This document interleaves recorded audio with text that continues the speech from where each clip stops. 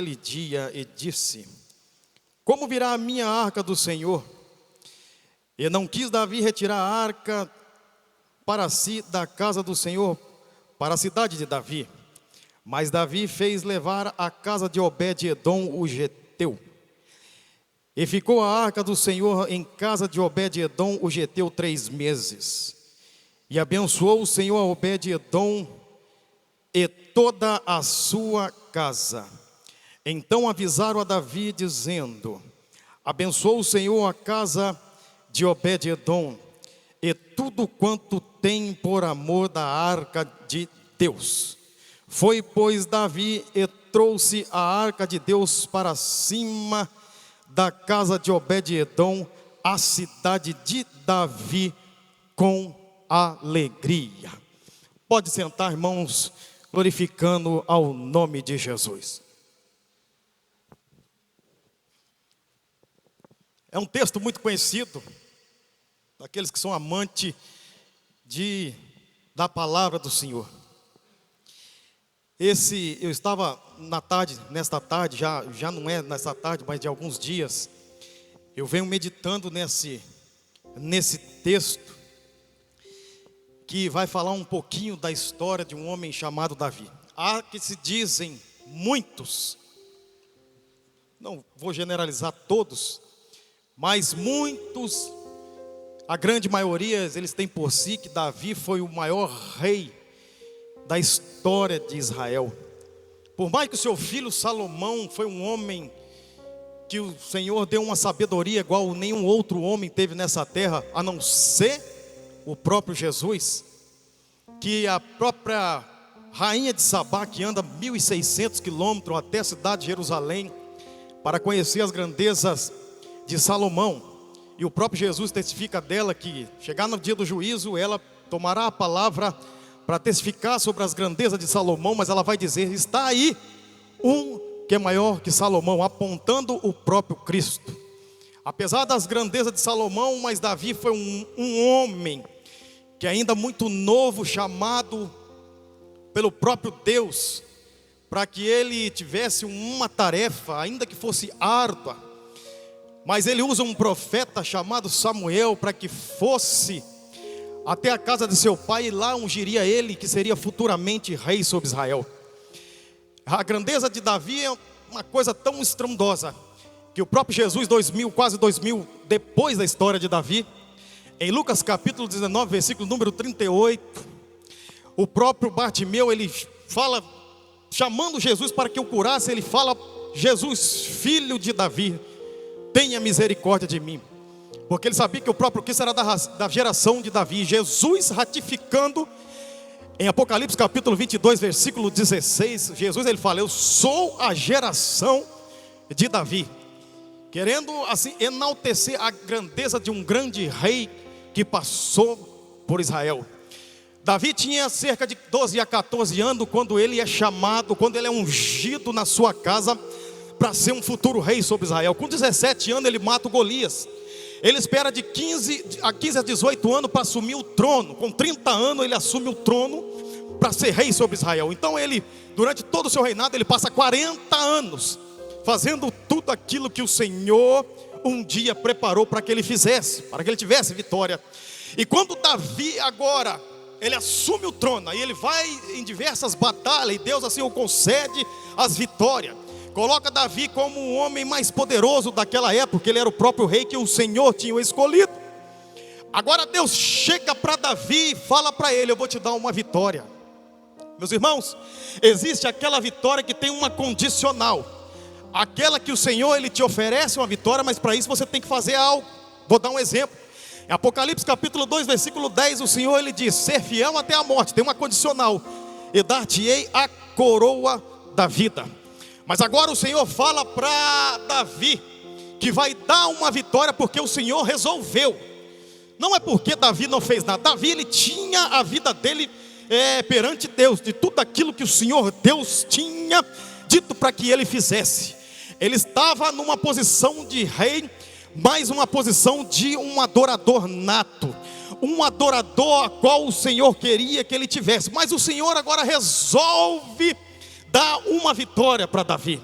E o Senhor fala para Davi: eu vou te dar a fortaleza dos jebuseus. Uma coisa que na visão humana naquela época de Davi era uma coisa impossível, porque a fortaleza dos jebuseus, ela ficava num alto de um monte e um vale muito grande. E quando alguém tentasse subir para tomar aquela fortaleza, os flecheiros lá de cima já o abatiam. Aquelas pessoas que tentavam tomar aquela fortaleza, porque aquela fortaleza, ela tinha 15 metros de altura por 8 de largura. Então era uma coisa na visão humana, uma coisa praticamente impossível aos olhos do homem, de ele tomar aquele negócio que o Senhor estava oferecendo para ele. Talvez Davi, ele olha para Deus e começa a dizer ao Senhor: mas de Josué até hoje se passaram quase 500 anos, muitas pessoas tentaram e não conseguiram. Saul tentou, Samuel tentou, Josué tentou, e ninguém conseguiu tomar a fortaleza desses homens, porque na visão humana aquilo parecia algo impossível. Mas eu quero abrir um parênteses e dizer para você nessa noite: talvez tenha algo que o Senhor prometeu para você que você ainda não conseguiu. Talvez tenha algo na tua vida que o presidente da república tentou e não conseguiu, o advogado tentou, não conseguiu, o presidente tentou, não conseguiu, o prefeito tentou, não conseguiu, o juiz tentou e não conseguiu. Mas Deus manda lhe dizer para você nessa noite: muitos tentaram e não conseguiram, mas você nessa noite que veio aqui, Deus manda lhe dizer: você vai conseguir. Aleluia. Mas para Deus te dar algo, para mim e para você, que na nossa concepção humana é impossível, primeiro Ele vai dar uma estratégia. Você pode virar para o seu irmão e dizer: você quer uma vitória? Deus vai te dar uma estratégia. Deus vai te dar uma estratégia. Quando você olha algo e parece que não tem como conseguir, primeiro Deus te promete: mas como, Senhor? Eu vou te dar uma estratégia. Essa fortaleza está em cima. Durante 500 anos tentaram subir, ninguém conseguiu tomar. Mas eu vou te dar em tuas mãos, porque na sua vida eu sou o Senhor. A Bíblia diz em Lucas capítulo 1 versículo 37: porque para Deus nada é impossível. O mesmo Jesus que ressuscitou Lázaro, o mesmo Jesus que ressuscitou o filho da viúva de Naim, o mesmo Jesus que ressuscitou a filha de Jairo, Ele é o mesmo que está aqui nessa noite para te dar aquilo que você está pedindo. Ah, Alexandre, mas o negócio parece ser difícil. O mesmo Jesus que operou há 2000 anos lá atrás, parece que Ele não tem a mesma proporção de poder. Eita, Hebreus capítulo 3 versículo 8 diz que Jesus é o mesmo ontem, hoje e será eternamente. Mesmo que o gigante bater de frente contigo, ele vai cair por terra, porque nessa noite Ele assinou a minha e a tua vitória. Se eu fosse você, eu levantava a tua mão e dava glórias ao nome de Jesus. Mas que negócio é esse que o Senhor vai me dar, Senhor? Que negócio, qual é essa situação que o Senhor vai me colocar para me tomar aquela fortaleza? O Senhor disse para ele: olha, tem uma coisa que ninguém sabe, mas eu vou te dar. Eles construíram, a cidade fica no alto, mas eles construíram um aqueduto abaixo da cidade, porque quando aquela água baixar, é por ali que você vai entrar, e eu vou dar essa fortaleza na sua mão. Eles construíram esse aqueduto para bombear a água de fora para dentro. Então quando o Senhor Ele fala para mim e para você que Ele tem algo para nos dar, Ele vai te dar estratégia. E sabe o que é o mais poderoso de tudo isso, irmão? Que a estratégia de Jesus não falha. O homem falha, o governante falha, tanto as pessoas no mundo lá fora falham, mas Ele é poderoso para fazer promessa, e também é poderoso para fazer cumprir. Nessa noite eu tenho certeza, se você veio derramar aos pés de Cristo aquilo que você tem, glorificação, exaltação ao nome dEle, louvar ao nome dEle, eu sei que você vai sair daqui transbordante do poder da graça que o Senhor preparou para mim e para você. E nós vamos dizer mais uma noite que só Jesus Cristo é o Senhor. Davi, ele entra por baixo, ele toma a fortaleza dos jebuseus, e aí o povo começa a fazer festa. Depois que Davi ainda toma a fortaleza dos jebuseus, ele por 2 vezes ele ainda tem uma guerra contra os filisteus, e Deus dá aquela guerra nas mãos de Davi. Quando Davi ele toma a fortaleza dos jebuseus, aquele exército fica numa alegria tão grande e fala: Davi, vamos celebrar festa. Vamos celebrar alegria por essa grande vitória que o Senhor nos deu. E Davi olha para aqueles homens e diz: rapaz, não é que coisa boa que vocês disseram. Nós vamos celebrar, nós vamos fazer festa. Não tem aqueles irmãos que gostam de fazer um culto de ação de graça com uma grande bênção recebida? Aquilo que aqueles homens começaram a comentar com Davi, de fazer celebração. Davi disse: é coisa boa que você está dizendo. Nós vamos fazer festa, nós vamos fazer um culto. Vai ter louvor, vai ter pregação, vai ter música, vai ter tudo. Mas nós não vamos fazer festa sem a presença daquele que é digno de toda honra, glória e de todo louvor. Davi, ele tenta fazer a festa. Nós vamos fazer a festa, mas cadê a arca? Porque sem a arca do Senhor no lugar da festa não tem condição, meus irmãos. Nós podemos pregar, nós podemos profetizar, nós podemos ser missionários, nós podemos fazer qualquer coisa, mas se nós não tivermos a presença de Deus na nossa vida, nada é válido. Porque tudo que nós vamos fazer, nós temos que ter a presença de Deus em nossa vida. Tem muita gente que acha que a presença de Deus tem que estar com uma casa lotada. Tem muitas pessoas que acham que a presença de Deus tem que ser num grande congresso. Tem muitas pessoas que para ter a presença de Deus tem que ter um grande pregador e um cantor de nome. Meu irmão, escuta um pouquinho, olhe para cá. Lá em próprio Jesus disse, Mateus capítulo 18, versículo 20: aonde tem 2 ou 3 reunidos no meu nome, a minha presença está lá. Que presença é ela? 2 Samuel capítulo 22, versículo 13: que pelo resplendor da minha presença, brasas de fogo se acende. Se tem 2 ou 3, se tem 10, se tem 15, se tem 50, se tem 100, se a presença dele está aqui, então, meu filho, começa a glorificar o nome dele, porque o mais importante é que a presença dele chegou neste lugar.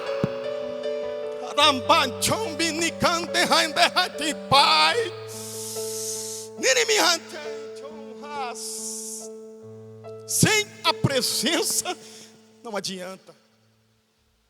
Mas como é que faz? Porque estava a arca estava numa cidade muito distante onde Davi estava. Estava numa cidade chamada Bet-Gasdom. E aí Davi então manda alguns homens que vá buscar a arca. Nós vamos fazer o culto, vai ter celebração, mas primeiro tem que ter a arca de Deus, porque se não tiver a presença de Deus, não adianta. Eu fiquei olhando ali, irmãos, com a máscara ali no rosto. E alguém, a hora que sem ninguém ver, eu virava um pouquinho, abaixava, enxugava um pouquinho as lágrimas, né? Chorava, glorificava ao Senhor. Por quê? Eu olhava no semblante dos irmãos. É só quem é cego para não ver, irmãos. Quem aqui não estava na hora do louvor aqui com a vontade de arrancar essa máscara, sair pulando, saltitando, glorificando, falando língua estranha, profetizando? Por quê? Porque a presença do Senhor está na casa. E aí eles vão até aquela cidade. Daquela cidade eles pegam a arca e colocam na casa de Abinadab. E aí eles fazem um carro de boi com o melhor material daquela época que existia em madeira. Eles fazem ali a base daquele carro, daquela carruagem redonda, celebrando como se fosse simbolizando a coroa. E em cima daquele tablado redondo, Davi traz e manda colocar o melhor ouro que ele tinha naquela época.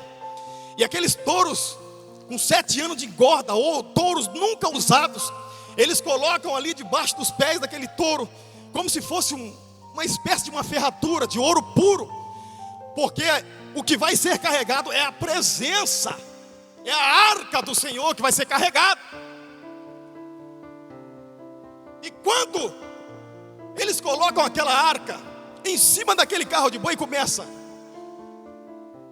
todo mundo andando, aquela apoteose de glória, e os músicos vão tocando, e vai ser cântico, e aquela alegria toda. E aquele povo diz: nós vamos levar a arca lá para a cidade de Davi, nós vamos celebrar a vitória que o Senhor deu. Mas quando chega no meio do caminho, não sabe se é um aclive ou declive, não sei se era algum buraco, e uma daquelas rodas daquela carruagem, ela pensa no meio daquele buraco, e a arca há de cair. E quando aquela arca vai cair, um dos filhos de Abinadab, chamado Uzai, ele coloca a mão naquela arca, porque sabia que se aquela arca tocasse no chão, no raio de 7 quilômetros, aquela terra seria como se fosse amaldiçoada, uma terra infértil. Então Uzai sabia que pelo cuidado que eles estavam tendo, que ele tinha que colocar a mão naquela arca para não deixar cair. E o texto diz que quando ele coloca a mão na arca, imediatamente o Senhor fulmina, ele morre. Quando Uzá morre, o seu companheiro do lado, que estava mais na frente, ele pega um formato de uma lança, ele enfia na jugular dos touros. Aqueles touros morrem e aquela arca fica como se fosse cair no chão, mas ficou ali pendurado. E aquele homem sai correndo, porque ele vai avisar o rei o que aconteceu. Quando ele chega até a cidade de Davi, ele conta tudo para o rei, aquilo que tinha acontecido. Quando ele conta tudo o que tinha acontecido, no versículo 9, e Davi temeu ao Senhor naquele disse: como virá a mim a arca do Senhor? Meus irmãos, sabe o que eu entendo? Há um tempo, Eclesiastes capítulo 3, há um tempo determinado para todas as coisas. Talvez eu creio que um erro que Davi cometeu foi que ele quis apressar aquilo que não era o tempo de Deus. Primeiro, eu entendo que a presença de Deus não foi criada, ela não foi instituída. A presença de Deus, ela não existe para bicho carregar. A presença de Deus, ela foi instituída para estar dentro do homem e da mulher, para quando o mal lá fora, o inimigo, vier com pratos satânicos, setas diabólicas, vier com todas as artimanhas, você vai em nome do Senhor dos Exércitos, aquele que se escolheu por cabeça, não por cauda, aquele que te escolheu para mais do que vencedor, aquele que te colocou aqui nessa noite para dizer assim: eu posso todas as coisas naquele que me fortalece. E o Senhor disse: quem disse que a minha presença é para qualquer um carregar, bicho carregar? E aí Davi coloca os levitas para ir buscar aquela arca. Engraçado que aquele homem morreu, mas quando os levitas levantam a arca, eles não morrem. Irmãos, a presença de Deus, no sentido espiritual, que eu vou falar para os irmãos, a presença de Deus não é para qualquer pessoa carregar. Deus escolheu, Ele amou o mundo de tal maneira. Talvez o mundo lá fora não tenha essa oportunidade, mas você tem. Por isso que Jesus, lá em Lucas capítulo 22, versículo 15, quando Ele está com os 12 à mesa, Ele quis dizer, Ele disse: desejei muito estar convosco, comer convosco essa Páscoa. Sabe o que Ele quis dizer? Os meus cultos, as cruzadas, muitas coisas que eu faço aí, tem lugar para todo mundo, tem lugar para invejoso, tem lugar aí para caloteiro, tem lugar para pecador, mas na mesa, a minha presença comigo só tem lugar para os 12. Não desperdice a presença que o Senhor colocou na tua vida, não desperdice o lugar que Ele colocou na mesa com você. Se Ele deu um lugar na mesa para contigo, meu irmão, glorifique e exalte o nome dEle, porque Ele ainda é o maior. Aleluia. Aqueles homens levantam aquela arca e dizem: agora nós vamos carregá-lo. Mas eles carregaram aquela arca não diretamente à cidade de Davi. Eles carregaram aquela arca e colocaram lá na casa de Obed-edom, porque o texto está dizendo que ela ficou 3 meses. A casa de Obed-edom era infrutífera, ele não tinha filhos. Aquele homem vivia como se fosse um homem miserável. E durante 3 meses que aquela arca ficou lá, ele prosperou em tudo. O texto diz que em tudo prosperou Obed-edom, por causa da presença do Senhor na sua casa. Mas sabe o que é o mais importantíssimo, meu irmão? Que a presença do Senhor não pode ser carregada de qualquer maneira. Se você for ver aí no versículo número 13, diz que aqueles homens, eles levantavam a arca, os levitas levantavam a arca e davam 6 passos. 1, 2, 3, 4, 5, 6.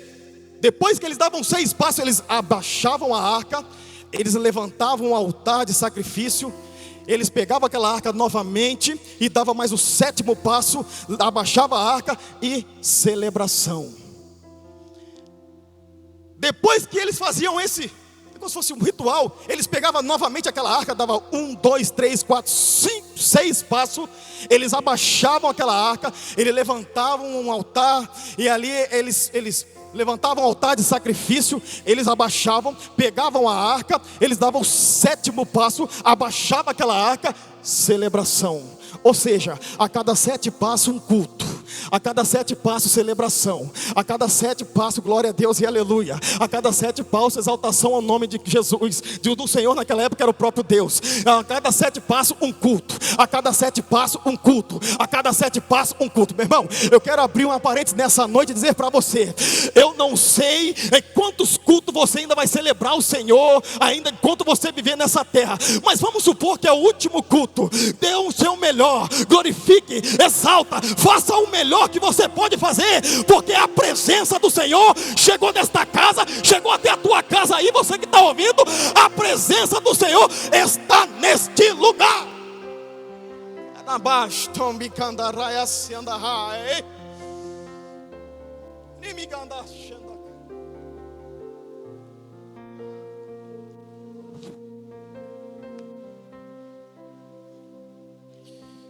Os judeus da época, os homens da teologia dizem que depois que ela sai da casa de Obed-edom, eles fazem 49 celebrações.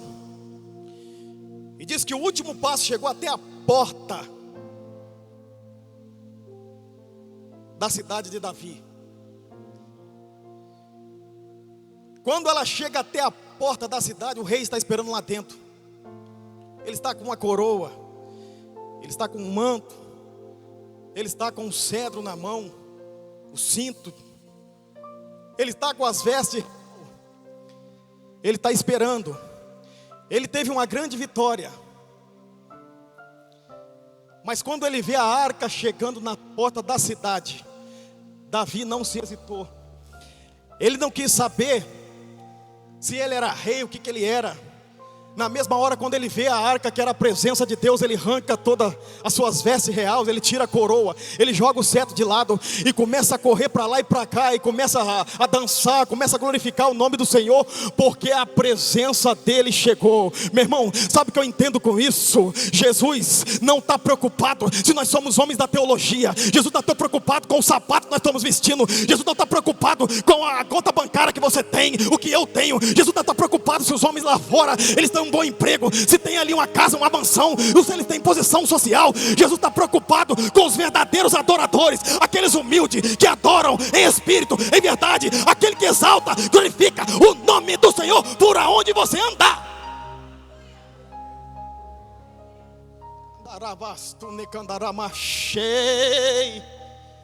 Mas você pode estar dizendo, Alexandre, você está falando isso porque você não sabe da minha situação. Está difícil dar glória a Deus, está difícil vir para a igreja. Jesus não quer saber se tem pandemia, se tem coronavírus, sei lá o que tem. Jesus está preocupado com a tua situação, mas de você ser um adorador. A Bíblia diz, Romanos 8:28, que tudo contribui para o bem daqueles que amam a Deus. Meu irmão, fique tranquilo, porque o que você está passando, em tudo você vai dar graça, porque a presença de um Deus Todo-Poderoso chegou para te dar a vitória.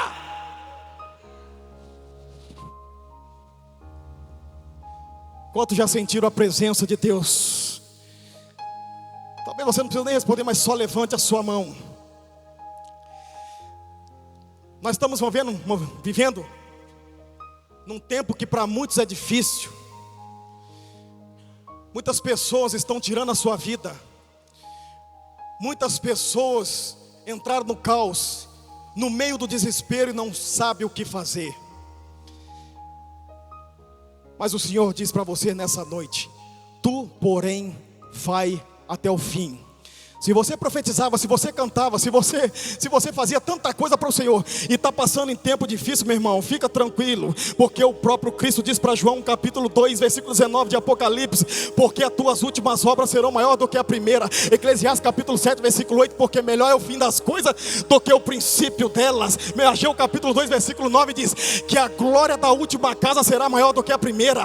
Olha, Davi, ele era rei, ele estava numa posição alta, mas ele poderia também estar na provação, ele poderia estar numa situação difícil, mas ele era um autêntico adorador. Sabe qual que é o autêntico adorador? É Abacuque capítulo 3, versículos 17 e 18. Ainda que a figueira não floresça e nem haja fruto da vide, ainda que o produto da oliveira minta e nos campos não haja mantimento, ainda que as ovelhas da malhada sejam arrebatadas e nos currais não haja gado, mas todavia eu me alegrarei no Senhor e exultarei no Deus da minha salvação.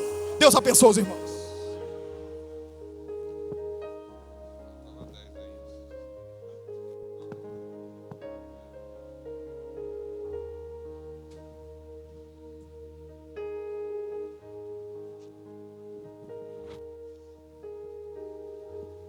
Glória a Deus, aleluia. Ei, irmãos, até perdi a hora de voltar para cá. Estava ali embriagado com a presença do Senhor em minha vida. Desde que eu cheguei a este lugar, Deus está falando comigo exatamente esta palavra, pastor Alexandre. A minha presença é que faz a diferença, não é palavra. O som, bom demais, não é atitude, não, senhores, é a presença do Senhor Jesus.